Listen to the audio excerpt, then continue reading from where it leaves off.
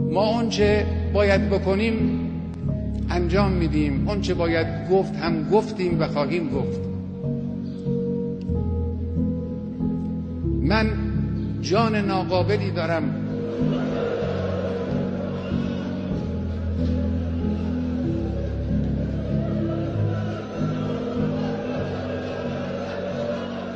جسم ناقصی دارم،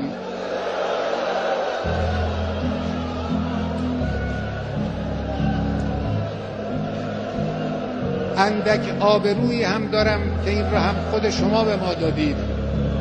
همه اینها رو من کف دست گرفتم، در راه این انقلاب و در راه اسلام فدا خواهم کرد. اینها هم نثار شما باشه. سید ما، مولای ما، دعا کن برای ما. صاحب ما تویی، صاحب این کشور تویی، صاحب این انقلاب تویی. پشتیبان ما شما هستید. ما این راه رو ادامه خواهیم داد، با قدرت هم ادامه خواهیم داد.